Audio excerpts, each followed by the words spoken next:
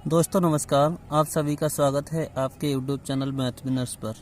जैसा कि आप थंबनेल में देख पा रहे हैं, आज हम कुछ मोस्ट करंट अफेयर्स के प्रश्न लेके आए हैं जो अधिकतर परीक्षाओं में पूछे जाते हैं। जैसा कि हमारा पहला प्रश्न है, यूनेस्को ने हाल ही में किस भारतीय शहर को विश्व धरोहर शहर का प्रमाण पत्र दिया है? तो चलिए दोस्तों देखते हैं आंसर की तरफ। हमसे पूछा है, यानी जो यूनेस्को है उसने हाल ही में किस यानी भारत के कौन से शहर को किस में विश्व धरोहर में शामिल किया है? तो जो हमारा अगर आंसर बताऊं तो इस प्रश्न का जो सही आंसर होगा वह है जयपुर।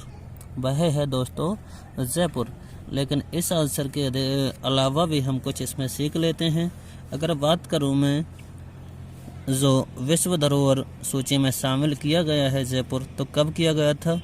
तो दोस्तों ये 5 फरवरी 2020 को, 5 फरवरी 2020 को हमारा जो जयपुर है वो क्या है, विश्व धरोहर की यानी जो यूनेस्को की सूची है उसमें शामिल कर लिया गया है।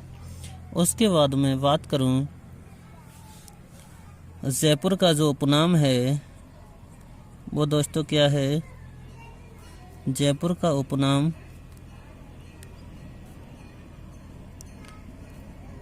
है गुलाबी शहर। इसी को दोस्तों क्या कहते हैं? गुलाबी शहर भी कहते हैं।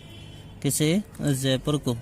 अगर मैं बात करूं तो ये राजधानी है, राजस्थान की राजधानी है। राजस्थान की क्या है दोस्तों? राजधानी है, राजधानी है।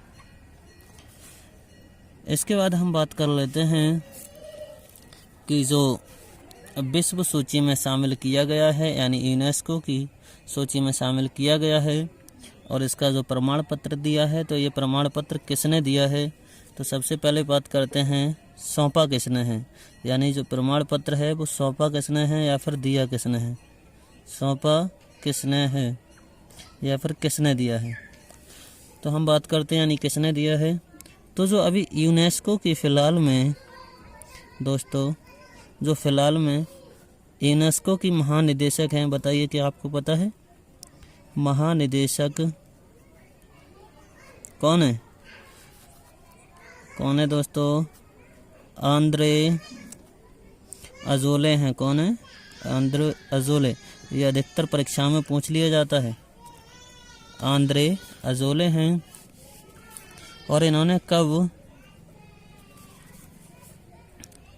यूनेस्को में एक हॉल है जिसका नाम है अल्बर्ट हॉल। जैसे अमेरिका में है व्हाइट हाउस, इसी प्रकार से यहाँ भी क्या है? अल्बर्ट हॉल है। यहाँ पर एक क्या हुआ था दोस्तों? एक सेमिनार हुआ था या फिर बोल सकते हैं एक सम्मेलन आयोजित हुआ था। क्या सम्मेलन हुआ था? इन्होंने सौंपा था। कहाँ सौंपा था? किसने सौंपा था? यूनेस्को की जो महानिदेशक हैं आंद्रे अजोले ने। किसके? कहाँ? अल्बर्ट हॉल में, यूनेस्को के अल्बर्ट हॉल में। और कब एक आयोजित हुआ था, सम्मेलन आयोजित हुआ था 5 फरवरी 2020 के लिए। और किसको सौंपा था? तो जो हमारे यहाँ के दोस्तों, जो हमारे यहाँ के नगरीय जो विकास मंत्री हैं, कौन है दोस्तों? बताइए। नगरीय विकास मंत्री, नगरीय विकास मंत्री का क्या नाम है? क्या पता है आपको? तो दोस्तों याद रखना, शांति धारीवाल। शांति धारीवाल को सौंपा था। इतनी बात दोस्तों आपको समझ में आई होगी। यानी हमारा प्रश्न तो एक था, लेकिन यहाँ पर हमें अधिक जानकारी मिल रही है। क्या? सबसे पहले हमें तो ये पता चला यानी कौन सा शहर शामिल किया गया है। तो जयपुर। कब किया गया? 5 फरवरी 2020 को। जयपुर है वो राजस्थान की क्या है? राजधानी है। और इसका जो उपनाम है वो दोस्तों क्या है? गुलाबी नगर। ये बहुत बार पूछा जाता है परीक्षा में। उसके बाद में ये किसने सौंपा था? तो हमें एक प्रश्न और मिल जाता है। यूनेस्को की जो महानिदेशक हैं वो कौन है? आंद्रे अजोले हैं। और जो हमारे कौन नगरीय विकास मंत्री अभी कौन है? शांति धारीवाल को सौंपा था। उसके बाद में बात कर लेते हैं दोस्तों जयपुर के बारे में कुछ और बात कर लेते हैं। तो जयपुर की जो स्थापना की थी वो की थी राजा मानसिंह ने। किसने दोस्तों? राजा मानसिंह ने। ये आपको पता है स्थापत्य कला के लिए बहुत प्रसिद्ध है जयपुर। उसके बाद में बात कर लेते हैं जयपुर यानी राजस्थान की। तो राजस्थान की अगर बात करें तो आपसे पहले ही बता चुके हैं जो राजधानी है वो कहाँ है? जयपुर। उसके बाद में यहाँ के जो सीएम हैं वो कौन है? अशोक गहलोत। राजस्थान के सीएम कौन हैं? अशोक गहलोत। उसके बाद में बात करते हैं गवर्नर कौन है यहाँ के? गवर्नर कौन है? तो गवर्नर हैं दोस्तों कलराज मिश्र। यहाँ के जो कलराज मिश्र हैं वो क्या हैं? गवर्नर है। तो दोस्तों देखिए हमें कितनी जानकारी मिल जाती है, यानी कब शामिल हुआ, उपनाम क्या है, महानिदेशक कौन है, उसके बाद में शांति धारीवाल वे नगरीय विकास मंत्री हैं, स्थापना कब हुई, सीएम कौन है और क्या है? गवर्नर कौन है। तो चलिए चलते हैं अपने दूसरे प्रश्न की ओर। दोस्तों देखिए हमारा दूसरा प्रश्न कुछ इस प्रकार है। दूसरे प्रश्न में हमसे पूछा है हाल ही में कौन अब तक सबसे लंबे समय तक अंतरिक्ष में रहने वाली महिला बनी है। यानी हमसे पूछा है विश्व में ऐसी कौन सी महिला है जो अब तक यानी सबसे अधिक समय तक अंतरिक्ष में रही हैं। अंतरिक्ष में रहने वाली सबसे लंबे समय तक की महिला पूछी है। तो दोस्तों इस प्रश्न की ओर चलते हैं। तो इस प्रश्न का जो सही आंसर है वह है दोस्तों क्रिस्टीना कोच। कौन है दोस्तों? Christina Koch. ये दोस्तों कहाँ की हैं? ये अमेरिका की रहने वाली हैं। कहाँ की हैं दोस्तों? ये अमेरिका की रहने वाली हैं। तो हम बता दे रहे हैं हाल ही में जो अमेरिका अंतरिक्ष एजेंसी है वो आपको पता है कौन सी है? नासा की। ये नासा से गई थी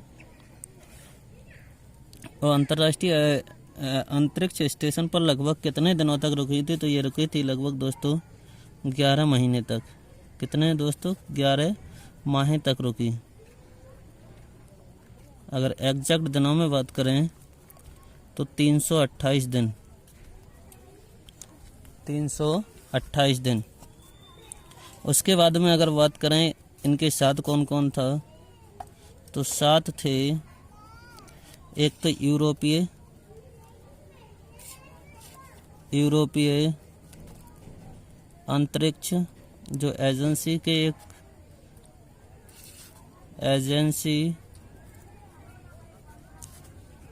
के लुका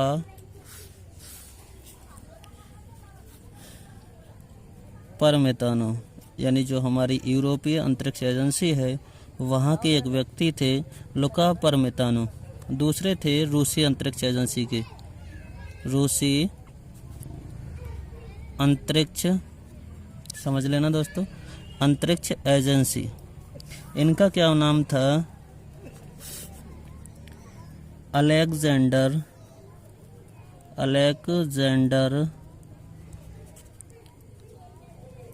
स्कोबोर्त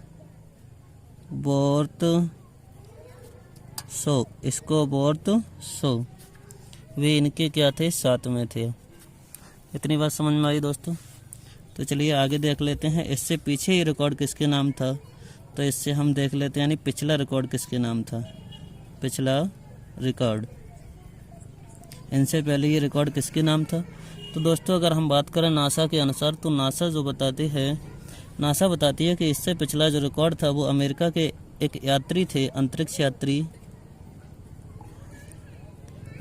यात्री थे पैगी विटसन। कौन थे दोस्तों? ये किसके अनुसार? अमेरिका अंतरिक्ष एजेंसी नासा के अनुसार पैगी विटसन थे। कौन? पैगी विटसन थे, जो दोस्तों कितने समय तक रहे थे। और ये जो पैगी विटसन थे वो सन 2016-17 में गए थे। 16-17 यानी वित्तीय वर्ष 16-17 के दौरान इस स्टेशन के कौन रहे थे? कि दौरान जो अंतरिक्ष एजेंसी है उसके कमांडर रहे थे। दौरान इसके कमांडर रहे थे किसके दोस्तों? अंतरिक्ष एजेंसी के रहे थे। कितने दिनों तक? 288 दिनों तक।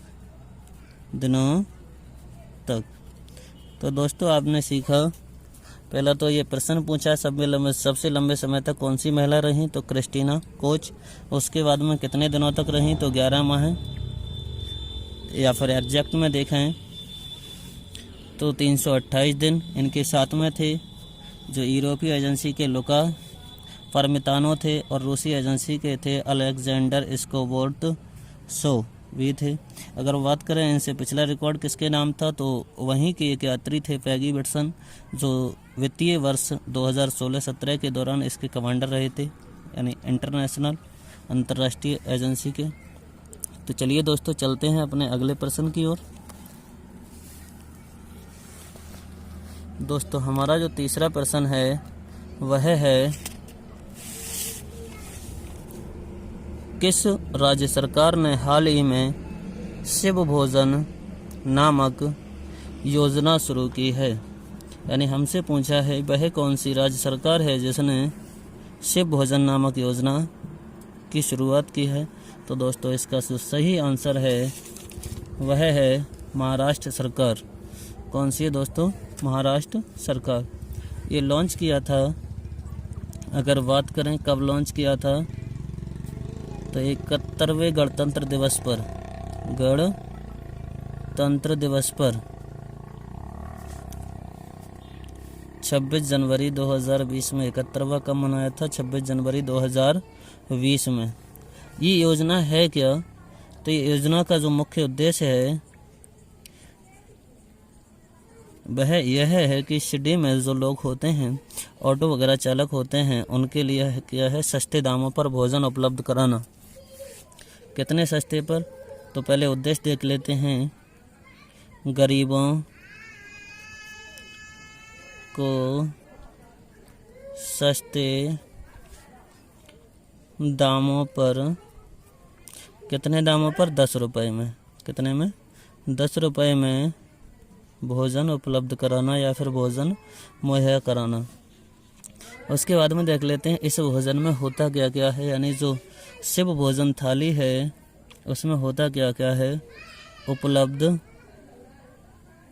भोजन सामग्री, यानी जो थाली है उसमें कौन कौन सी सामग्री होती है।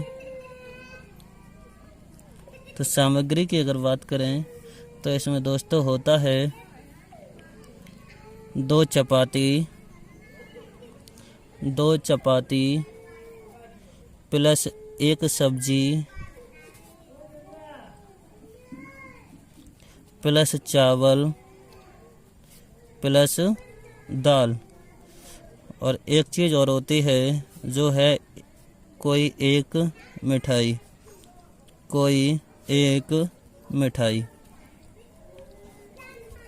इतनी चीज़ इस थाली में उपलब्ध होती है। और बात करें जो मिलने का स्थान कहाँ है, तो सभी ज़िलों में निर्धारित स्थानों या कैंटीनों में प्रतिदिन कितने समय तक मिलता है? दोपहर 12 बजे से कितने बजे तक? 2 बजे तक आप कहाँ से ले सकते हैं? कुछ स्थान निर्धारित किए गए हैं। जो स्थान निर्धारित है प्रत्येक ज़िले में वहाँ मिल सकता है या फिर किसी कैंटीन में मिल सकता है।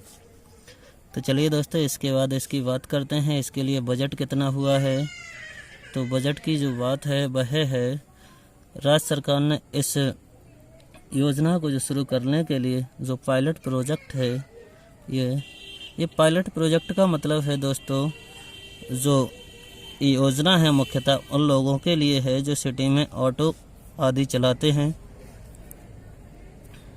के लिए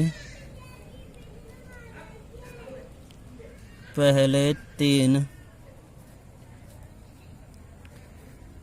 महीनों के लिए, केवल 3 महीनों के लिए जो बजट पारित हुआ है वो है 6.4 करोड़ दोस्तों। कितना है? 6.4 करोड़ रुपए निर्धारित किया गया है, निर्धारित किया गया है। अगर हम बात करें तो थोड़ा और सीख लेते हैं महाराष्ट्र के बारे में या फिर एमपी के बारे में। तो चलिए दोस्तों, आज वीडियो को यहीं तक रखते हैं। और हाँ, सभी दोस्त जो भी देख रहे हैं वीडियो में कमेंट कर ज़रूर लिखें कि आपको ये क्लास कैसी लगी और आप कहाँ से हैं।